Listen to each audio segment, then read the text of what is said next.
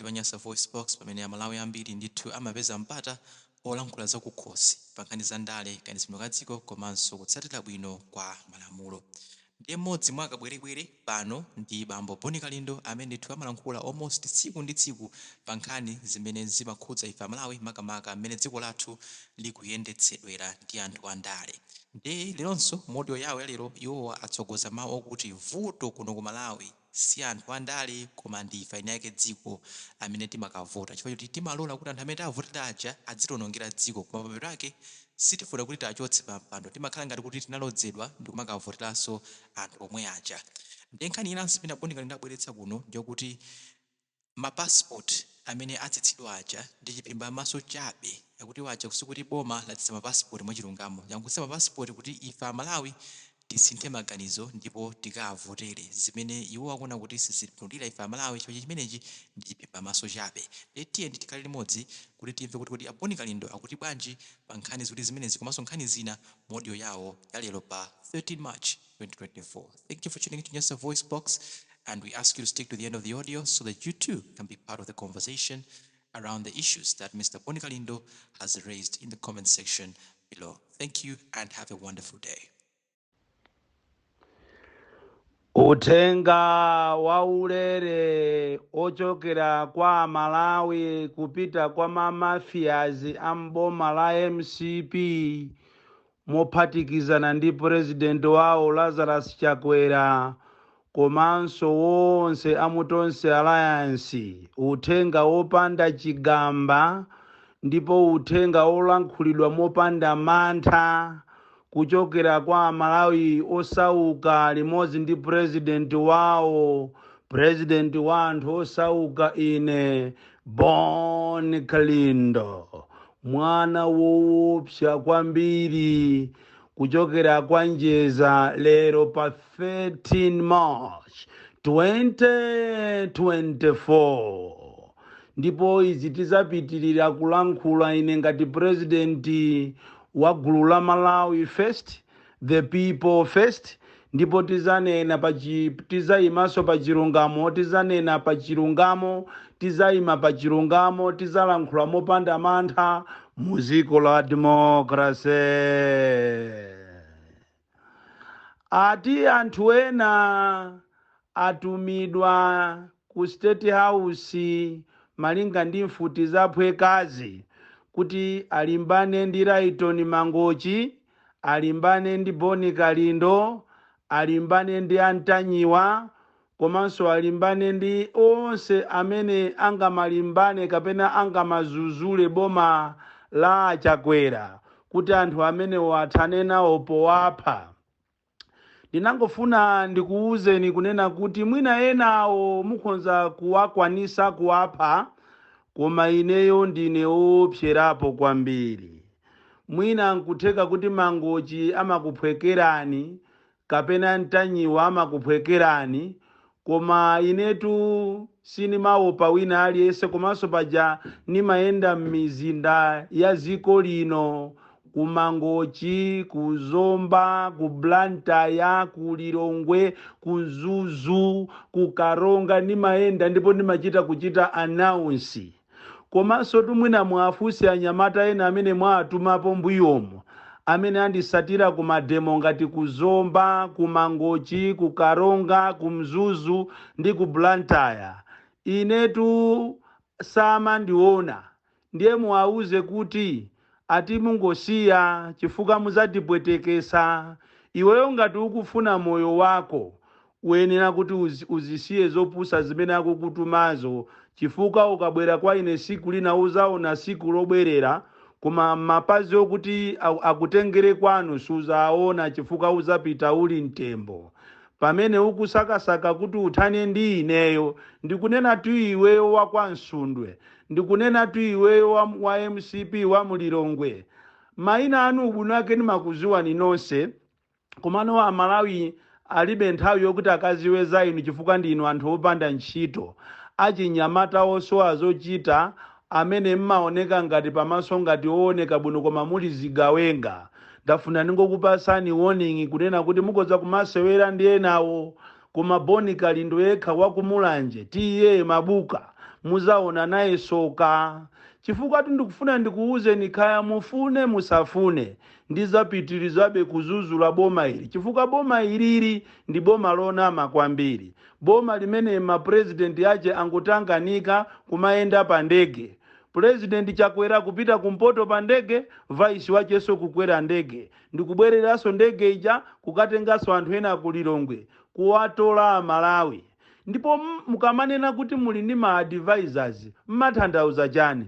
Chifukwa advisor weni akanakuuza kuti uyende pasi kuti matako akupweteke.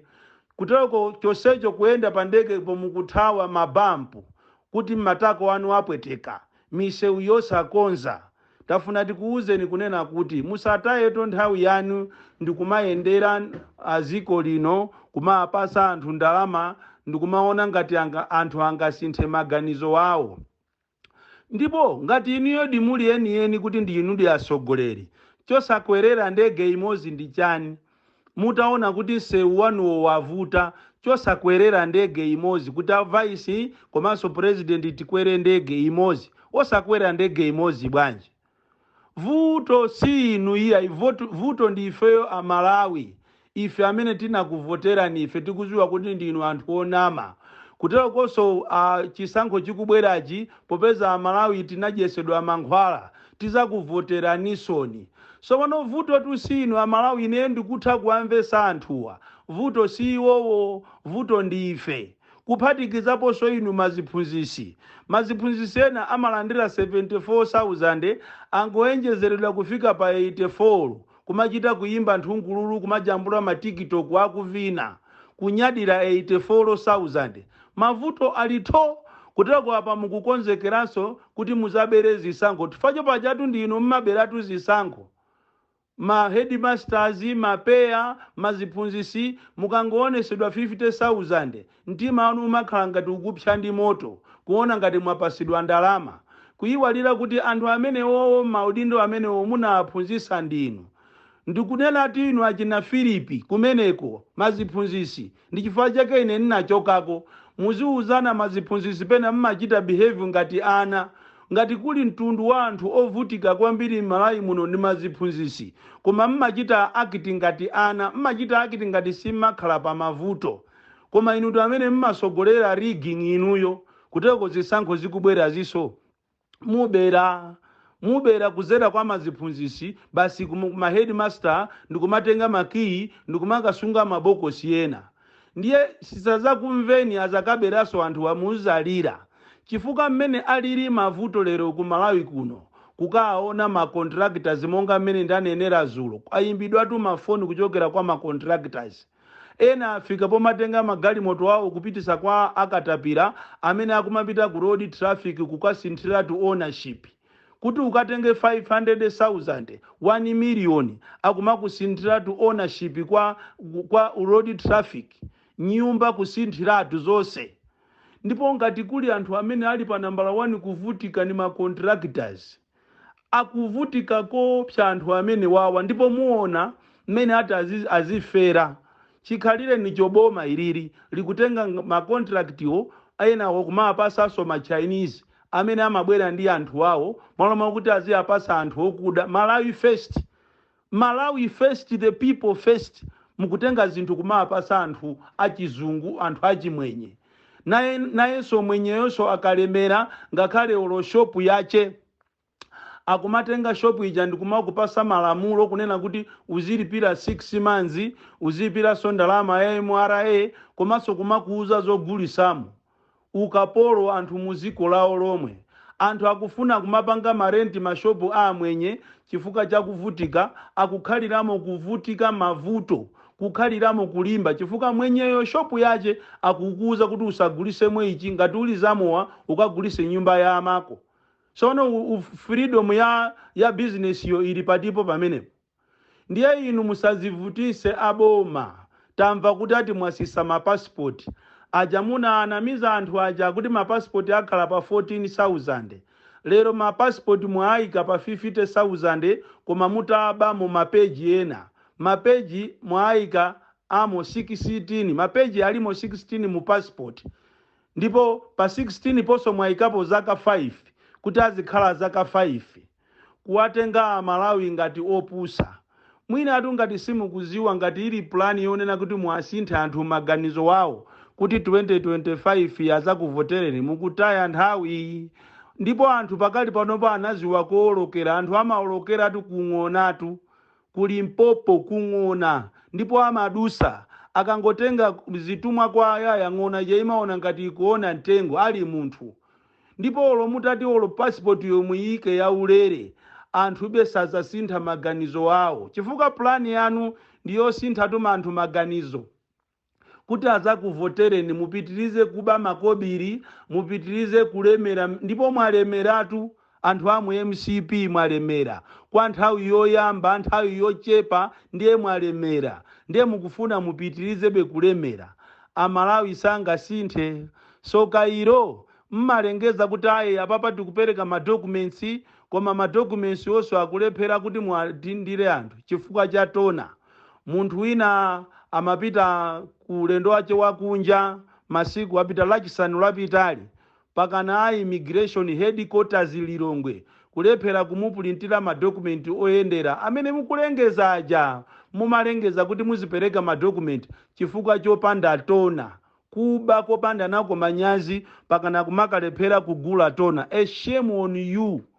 Ndiye abwana olo mpereke ndalama kwa mavenda, mupereke ndalama ati khaya kwa anthu oyenda, muzienda museu muzigula chipisi kunzuzu kumwamba kumadya chipisi kumayenda museu kufuna kuti ati anthu akutameni, kumayendera anyamata osewera mpira kuti anthu akutameni ndicholinga kuti ati asinthe anthu maganizo. Mwauponda anthu saasintha maganizo. Pa 25 weekend pano 25 election ini 2025 election munyokedwa pakhosi mupondedwa anthu akuthira nditiye gasi mukaona ngati 5 years ndikale 5 years ndipo mpano Amalawi alero siwo apusisa njala zili mmizimu ngakhale olofetereza uko kwa atiyeri onde uko simunafike ko fetereza anthu sanalandire fetereza munabaiba fetereza ndikupasana ma ministers. Lero mufuna mupitirize bekuba ACB ndi jamuna yenyoka pakhosi kulizi zimayi uja anapita ku holiday kandi ku Bangladesh kandi kuti koma zimayi yo Malawi muno anachoka akoza kumaoneka nkhope yache ya uroboti muno koma zimayi yo anachoka aja okuba ndalama aja mukwasiya osagwira ndalama zonse za fetereza. Ndiye tikufuna tikuuzeni kuti musanyengedwe ndikumanamiza anthu ndi passport ya 50 passport imatipa jamuyika pa 14,000 ndiye mwabamo mapeji ena ndikusiyamo mapeji 16 mwauponda. Ndipo olo mutatumiza anthu anu kuti athani ndi boni Kalindo ine sinimaopa, ndipo mwinaso nkuteka ati afendi anthu anuyo asana ndipeze ineyo ine ndiopserapo kwambiri. Chenjezo kwa inu maziphunzisi musapange uchisiru ulendo uno pajatu madaliratu ndalama za nanuso zongongola ndalama zao zokutati khala za sako nanji kukabwera majuzi nthawi inache kunabwera majuzi ofana ziko lose linakwana maziphunzisi kumagula majuzi ofanana. Musaiwale paja kunena kuti umphawi wathu wa iniyo maziphunzisi umakupangisani kuti muzingongola matresi kuaperekera kwa 2 years. Munthu matresi amozi ndikupanga nawo profit yomanga nayo nyumba. Umphawi wa ziko lino Amalawi tinafasa kwambiri ndiye chechakwera musazinamize tazikwerani ndegezo ndi achilima anuwo kosiriza Amalawi yakuonesani zimene simunazione posachedwa pompano. Ine ndine Bon Kalindo the DC wina kayata panga propaganda yotani simungandikwanise. Muchenjere Amalawi chifukwa anthu ena pakali panopa ayamba kumatumiza ma message pa Facebook kumanama kuti ndine Boni Kalindo ndikutumizira 100 GB uchite upload chakuti amene ni mahakazi. Amalawi musamasusuke ndi kususuka zinthu zosaziziwa. ine sindikuyima upresidenti, sindikuyima ump, ine ndikuyimirira Malawi. Ndipo simuzamva pena paliponse zokuti Boni Kalindo ali ndi Facebook account. Ndikukuchitani woni, apolisi ndinaziwisa kale zaka zitatu zapitazo, koma samandithandiza chifukwa ine sine waboma. Akanakhala kuti Boni Kalindo ndi waboma, apolisi atagwira mahakazi amenewa, koma popeza ineyo ndine wa Malawi wosauka, tiye tizipitiriza kusauka kwathuku. Musamale kwabwera anthu okuba akumanama kuti iwo ndi Boni Kalindo pa Facebook. This is the DC.